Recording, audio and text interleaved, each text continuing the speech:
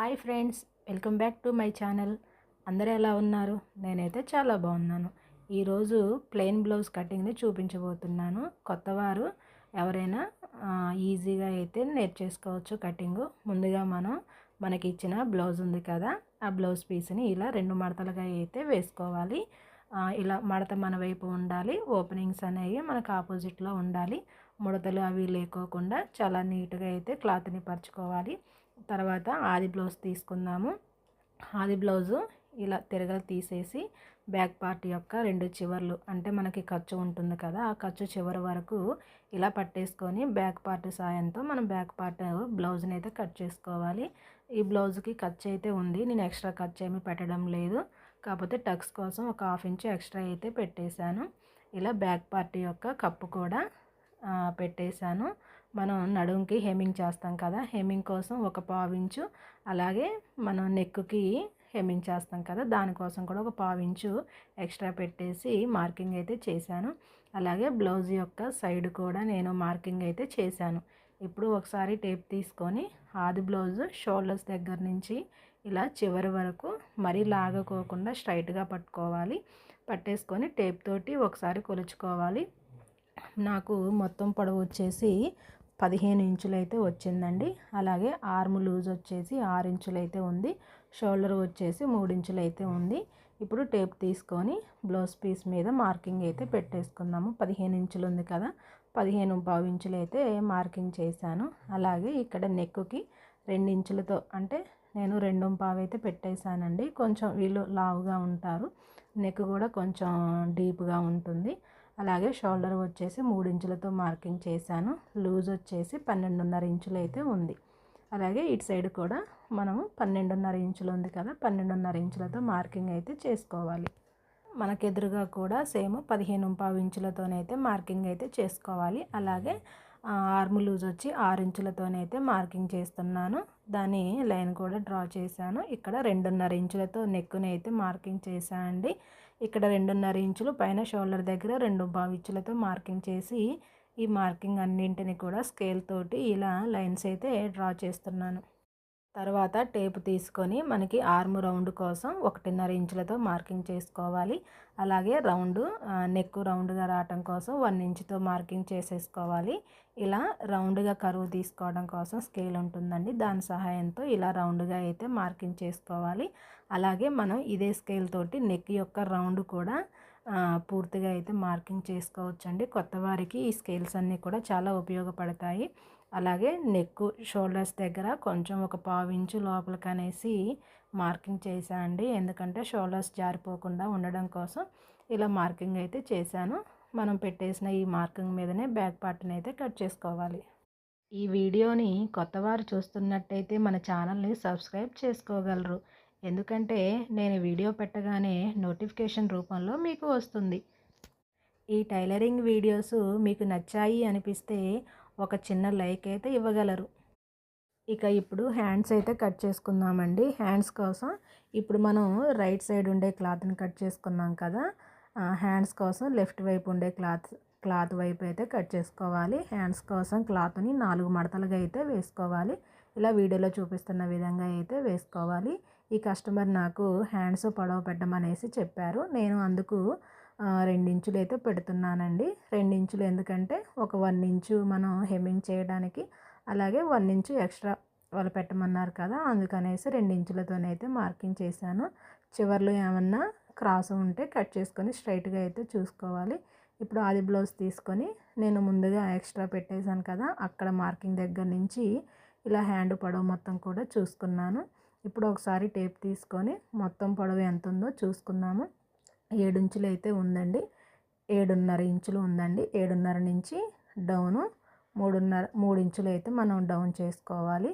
అలా మార్కింగ్ అయితే పెట్టేసుకోవాలి. స్కేల్ తోటి ఒక లైన్ కొట్టేశాను.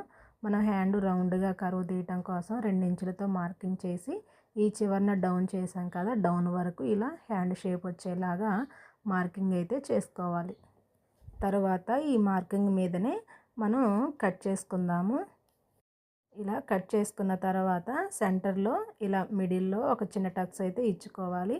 మనం 2 ఇంచుల మార్కు పెట్టాం కదా, అక్కడి నుంచి ఇటు చివరి వరకు లోచంక క్రాస్ అయితే తీసేసుకోవాలి. అంటే 2 పొరల మీదనే తీసేయాలండి. తీసేసి అక్కడ చిన్న టక్స్ అయితే ఇచ్చుకోవాలి. ఇచ్చేసిన తర్వాత మార్కింగ్ అయితే చేసుకోవాలి ఉల్టా పల్టా కోసం.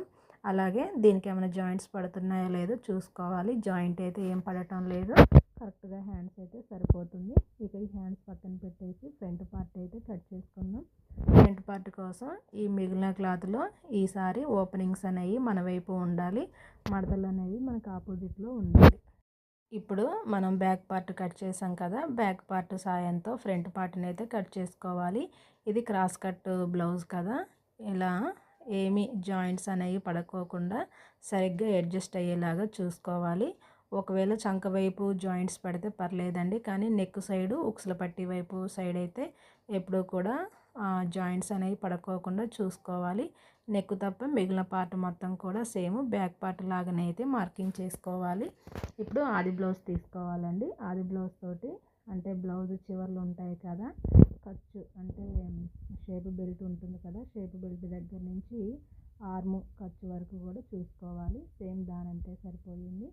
తర్వాత ఉక్సులు పట్టి తీసుకొని మనం నెక్ యొక్క ఫ్రంట్ పార్ట్ని అయితే కొలుచుకోవాలండి. ఉక్సుల పట్టీతోటి ఎక్కడి వరకు ఉందో ఒక పావించు ఎక్స్ట్రా పైకి అయితే పెట్టేసుకోవాలి. తర్వాత ఇలా ఫ్రంట్ పార్ట్ వచ్చేలాగా మార్కింగ్ చేసుకొని సేమ్ అదే మార్కింగ్ మీద బ్లౌజ్ అయితే కట్ చేసుకోవాలి.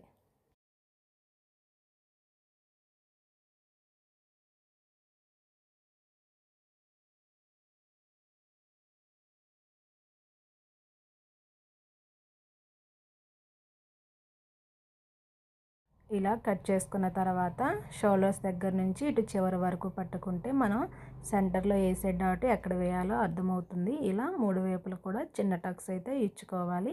ఉల్టా పల్టా కోసం నేను మార్కింగ్ అయితే చేశాను.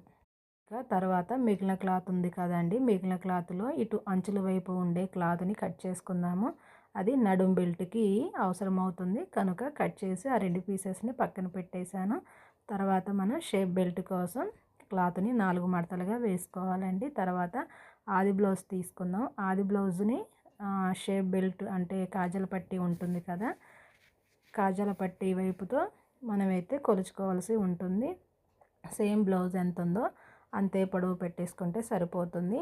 షేప్ బెల్ట్ ఆది బ్లౌజు యొక్క షేప్ బెల్ట్ ఎంత పొడవు ఉందో సేమ్ దాని పొడవే మార్కింగ్ చేసేసుకొని కట్ చేసుకుందాము. ఇక ఈ మిగిలిన క్లాత్లో ఇంకా క్లాత్ ఉంది కనుక నేను లోపల వేసే షేప్ బెల్ట్లు కూడా కట్ చేశాను. అలాగే బ్యాక్ నెక్ యొక్క కట్ చేసిన క్లాత్ ఉంది కదా, ఆ క్లాత్ మనం కాజల పట్టీకి వేసుకోవటానికి యూజ్ అవుతుంది. షేప్ బెల్ట్ లోపల వేసే క్లాత్ని కట్ చేశాను చెప్పాను కదండి, ఇందులో ఇక్కడ ఈ వీడియోలో అయితే ఉందండి. ఈ బ్లౌజ్ పీసు మీటర్ కదా, క్లాత్ కొంచెం ఎక్కువగానే ఉంది. ఇక వేరే క్లాత్ వేయటం ఎందుకులే అనేసి ఇదే క్లాత్లో కూడా మనం ఇంకో షేప్ బెల్ట్ వస్తుంది కదా అనేసి 2 షేప్ బెల్ట్లు కూడా లోపల లోడింగ్ కోసం అనేసి కట్ చేశాను. ఇది కూడా సేమ్ కరెక్ట్గా సరిపోయిందండి. ఇంకా మిగిలిన క్లాత్లో మనం నెక్కి హెమ్మింగ్ చేయడం కోసం క్రాస్ ముక్కలు కావాలి కదండి, ఆ క్రాస్ ముక్కల కోసం అయితే చూస్తున్నాను క్లాత్లో. ఇక్కడ ఒక 2 పీసెస్ అయితే ఇలా బ్లౌజ్కి సరిపడే ముక్కలను అయితే తీసుకోవాలండి. తర్వాత ఇందులో అంచుల వైపు ఉంటుంది కదండి, ఆ క్లాత్ని కూడా మనం ఉక్సుల పట్టీ కోసం కట్ చేసుకోవాలి. ఇంతే ఫ్రెండ్స్ బ్లౌజ్ కటింగ్ వీడియో. దీని స్టిచ్చింగ్ వీడియోని ఆల్రెడీ పోస్ట్ చేశాను, ఎవరైనా చూడని వాళ్ళు ఉంటే చూసేయండి. అలాగే మీకు ఈ వీడియో ఎలా అనిపించిందో కామెంట్ సెక్షన్లో కామెంట్ చేయండి. ఇక ఉంటాను, బాయ్ ఫ్రెండ్స్.